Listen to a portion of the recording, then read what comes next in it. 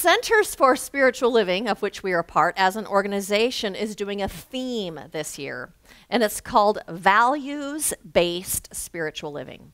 And so what they are doing is they are putting out different themes every single month that are based on our values and principles as a spiritual organization. And so they put out these ideas, and what it is it's available for ministers to tap into if they would like to base their talks each month on these different principles and values that we stand on as an organization. So today we're going to begin a focus on that, values-based spiritual living, leading and living principle-centered, spirit-led lives. Like we don't do that all the time, actually. That is what we do here. And so today we're going to begin with what else but love. And so the title of my talk today is Choose Love. And I'm talking about love and fear and choosing love rather than or over than choosing fear. And so here at Living Beyond Limits, we have principles that we stand on all of the time. And that is that we are here as individuals to bring that divine presence into this world in a way that is healing to those around us, in a way that brings peace into this world, in a way that makes this world a better place to live in a way that creates peace and harmony and beauty and that fosters that sense of oneness. That's what we're about here today. And so one of the ways that we create that better world is through love, through being anchored in love, through being the presence of love, through seeing through the eyes of love, through being dedicated to having that be a core value of ours, love. Because when we do that, that's how we bring good into the world. That's how we make good real and how we make love real.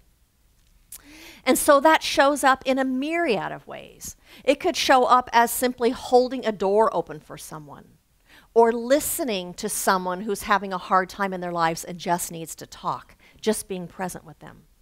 It can show up as being involved in politics, standing up for what you love. Whether that's standing up for animals or for people or for the underserved or for whatever it is that calls to your heart, but it's about doing it from a place of love. It could be volunteering. It could be all different things that we do, but it's about coming from love when we do those things. And I know that in today's world, it seems super easy to get into fear. All you have to do is turn on the TV or log on to being online. And those things, it's so easy, can make us feel afraid.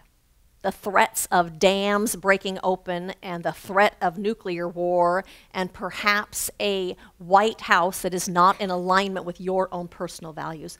All those things can get us feeling very fearful. Makes me think of something that I read that's about a tiger's roar. It says, "One of the most majestic of all creatures is the tiger. For many years, these beautiful creatures have puzzled researchers. It seems that when tigers hunt, they have a remarkable capacity for causing their prey to paralyze with fear, a capacity greater than any of the other big cats. As the tiger charges towards its helpless prey, it lets out a spine-chilling roar. Now, you'd think this would be enough to cause the prey to turn and run for its life, but instead, it often freezes and becomes tiger food. At the turn of the century, scientists at the Fauna Communication Research Institute in North Carolina discovered why you're likely to freeze on the spot rather than run when the tiger charges. When the tiger roars, it lets out sound waves that are audible, the ones that sound terrifying.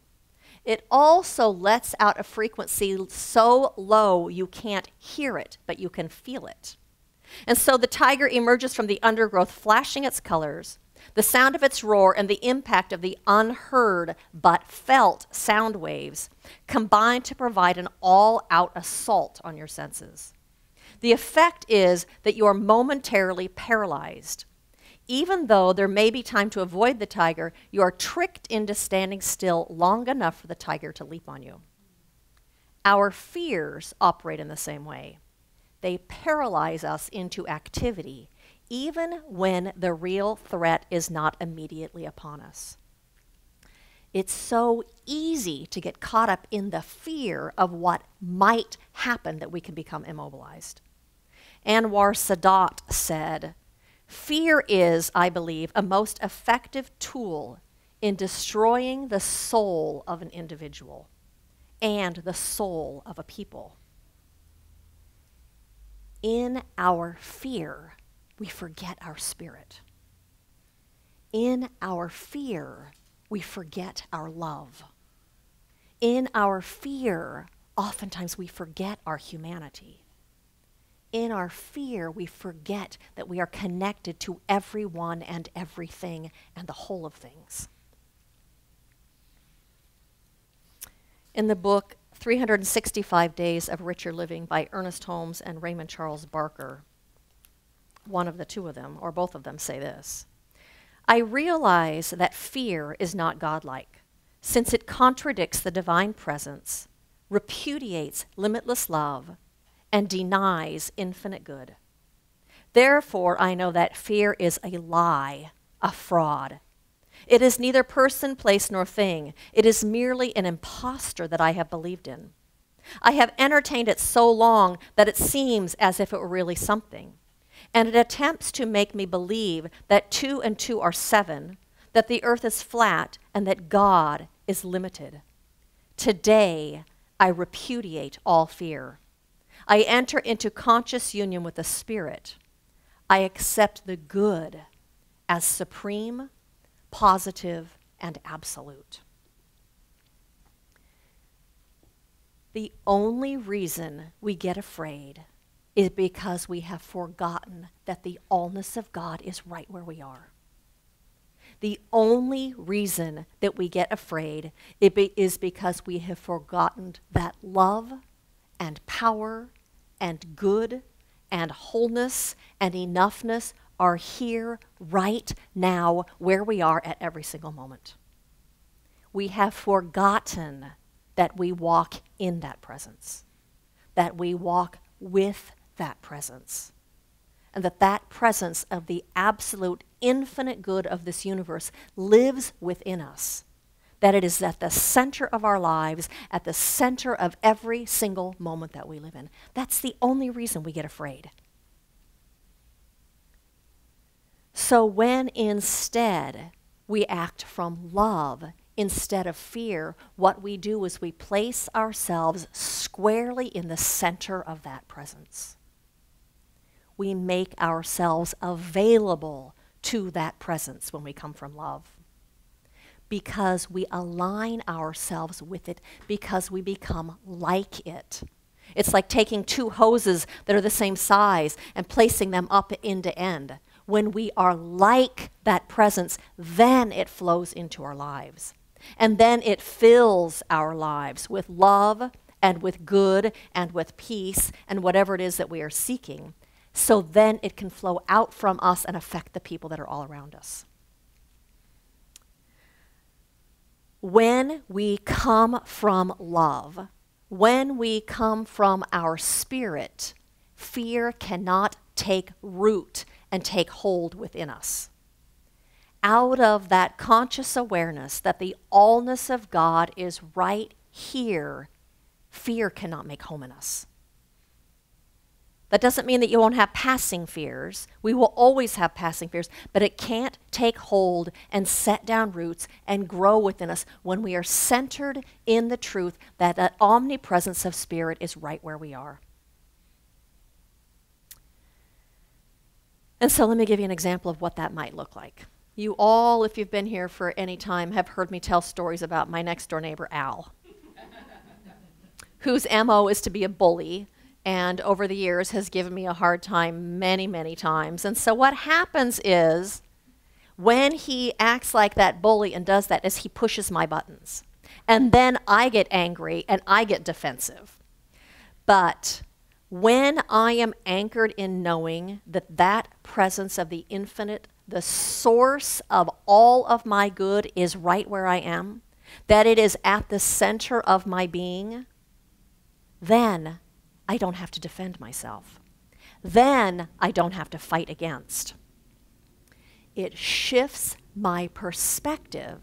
It's no longer out here about what he's saying or doing. It's in here, and I get to stand in my wholeness and in my enoughness and in my power, because everything that I could possibly need is already here inside of me. When I remember and know and am anchored in the fact that I am here to bring that presence into this world, to bring that love and that peace and that good and that wholeness and that oneness into this world, that's my job, that shifts my perspective about what this encounter is about. It shifts my perspective about what is really going on in this moment. Then, when I'm centered in those two things, it's easy to be peaceful. It's easy to stay calm. Then I don't need to defend myself, because in that conscious awareness, I am safe. In that conscious awareness, I have whatever I need. I don't need to get it from Al. I get it from in here. When I'm anchored in that consciousness, I know that I am enough. Then my reliance is on God, the God within me, not something out here. And when my reliance is on that one presence that is always where I am, then all is well. Then I don't have to stress. So fear is restrictive. It causes us to go in and close off. And because it's restrictive, it closes us off from the good. It closes us off from creative ideas and opportunities and other perspectives, seeing things in a different way. It closes us off from insights that we might have. But when instead we are coming from love, when we are grounded in our own spirit, then it opens us up. It opens us up to creative ideas and creative opportunities. It opens us up to feeling peaceful. It opens us up to being able to be present in the moment that we are, instead of worrying about what might happen or what happened last time. When we are centered in our own spirit, and when we are coming from love, this is big, it puts us on the same team as whoever we are with. It puts us on the team of humanity. It puts us on the team of oneness. It puts us on the team of this one human family. When I come from love, then Al and I are on the same team. And when we're on the same team, then it's easy to want to come up with a solution that works for both of us. It's easy to hear what he has to say, because then I want to make it work. Gary Zukov says, the hardest time to choose love are the very times when you can grow spiritually. In fact, they are the only times you can grow spiritually. The times when it's hardest to love, that's when our spirit is calling us to step into that greater and to remember who we are and to remember what we are and to remember that that infinite presence, whatever you want to call it, is right here, right now. And so here's another story that's really amazing. So recently, Al's wife and his daughter, who lives across the street, went on a trip to see the other daughter that lives in Idaho. And so his daughter, Lisa, came over and said to me, you know, we're going to be leaving, and I want to know if you just kind of keep an ear open for my dad and kind of keep an eye out for him. He fell in the backyard recently, and nobody knew that he'd fallen for quite a while. We got him a whistle to wear on his neck. Will you just kind of keep your eye open? Absolutely, I will keep my eye open. Absolutely, because I care. And so they went on their trip, and nothing happened, and everything was fine. But the next week, I was going to get in my car. Colleen and I were getting in my car, and he was out raking his lawn. And he came over to my car, and I rolled my window down, and he apologized for being such a jerk. He thanked me for my willingness to keep an eye out for him and apologized. That is healing, and that is like a small miracle. It's amazing. And so I want to know from you, what does choosing love rather than fear look like? What does choosing love instead of fear look like in your own life? What does that mean to you to choose love? And so I'd like to share one more story with you here. In the immediate aftermath of the September 11th attacks, our Canadian neighbors sprang into action to help American airspace, to help clear American airspace of any other potentially dangerous flights. Canadian authorities began diverting flights heading into the U.S. to various locations around Canada to help neutralize any lingering threats. But the task was a tricky one. It wouldn't have made much sense to pull flights away from American airspace only to route them to Canada's major cities. So the ideal landing spots for these planes would have to be relatively remote, while also having a large enough airport to accommodate all the traffic. As luck would have it, Canada had just such an airport in Gander, Newfoundland. The tiny town only boasted 10,000 residents. But what it lacked in population size, it more than made up for in airport capacity. Gander ended up receiving 38 flights in the wake of the September 11th attacks. Gander's population may have been small at 10,000, but the town was ridiculously hospitable. To say the locals bent over backwards to accommodate their unexpected guests would be a gross understatement. Responding to radio announcements, the residents and businesses of Gander and other nearby towns supplied toothbrushes, deodorant, soap, blankets, and even spare underwear, along with offers of hot showers and guest rooms. When the travelers stepped off the planes, Gander's citizens met them with homemade bagged lunches. The town converted its schools and large buildings into temporary shelters. And when those lodgings filled up, citizens took strangers into their homes.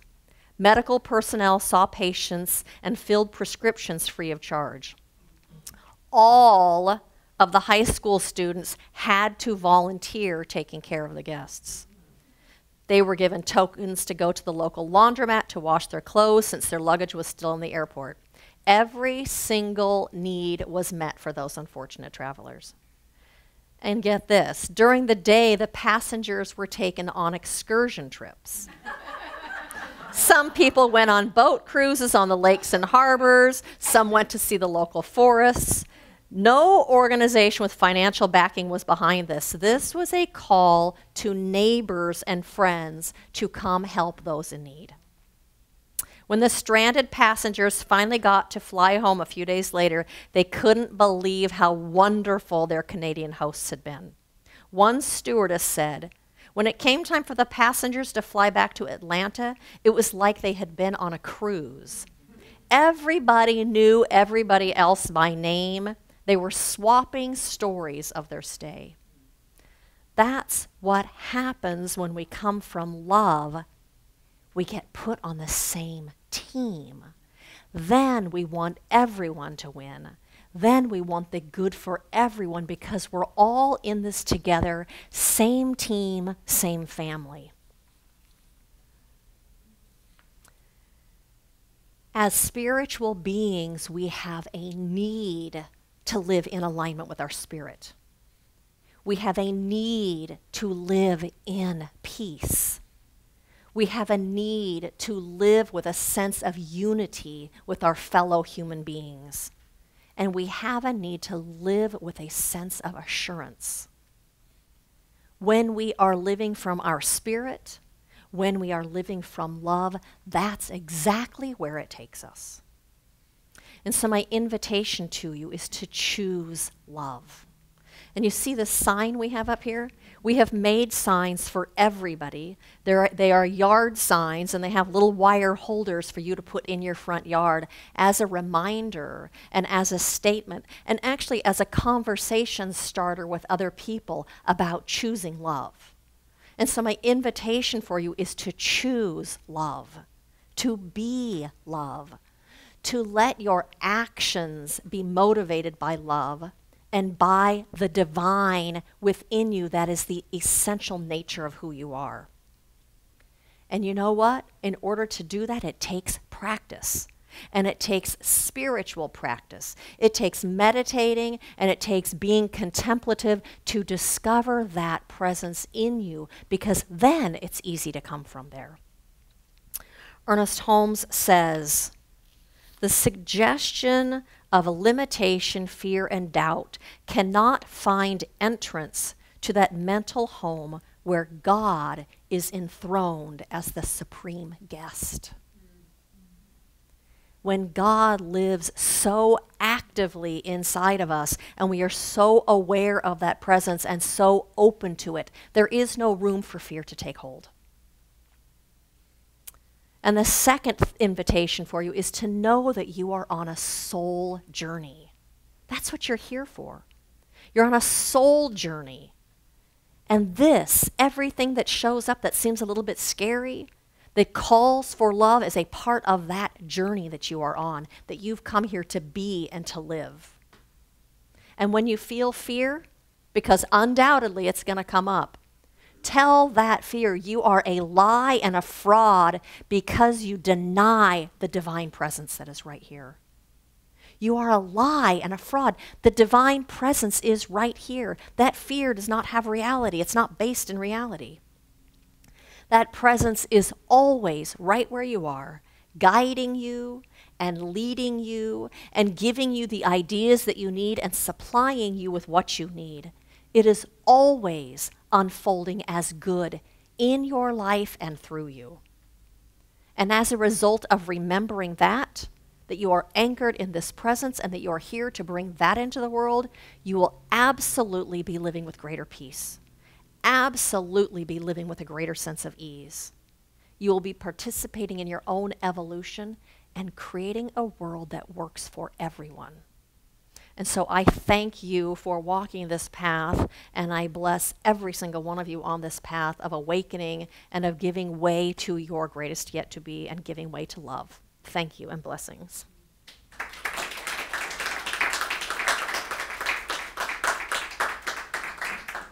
And so I invite you to join me in a spiritual mind treatment. Oh, and so how good it is to be in recognition of this infinite one, that infinite presence that fills all of time and all of space with its very beingness, this presence of good itself, this presence of love that everything is founded upon, that love that flows in and through everything, that is the very essence of existence, this love of God. For it is the most powerful thing that exists in this entire universe. For it is the crux and the foundation of everything. And so today we walk in this awareness that yes, indeed, we are one with this presence, that we are individualized expressions of it, here to bring that presence into this world in a most profound way, in a way that brings peace, in a way that brings healing, in a way that creates a better world. And so today we walk in this presence and with this presence and as this very presence, bringing it into this world as a boundless good. And so today we stand firm in love, that this is our core value, that this is what we have come here to do. And love leads the way, and love opens the way, and love connects us each one to another in this family of humanity. And so today, as we come from love, everyone shows up as part of our team, that we are all on this same collective team, this collective humanity. And so I just say thank you, God, for this realization, for this understanding, for this opportunity to be of service in this world and to bring heaven to earth. For that is what is happening right now. And so I just claim love for each of us, and we stand firm in it. This is the magnificence of God. And so I say thank you to the entire universe. Thank you for this path and this knowing and this awakening and this beingness. And so I release this prayer with absolute faith and conviction that this is the truth. And it unfolds itself in our lives. And I let this go and I let it be. And so it is.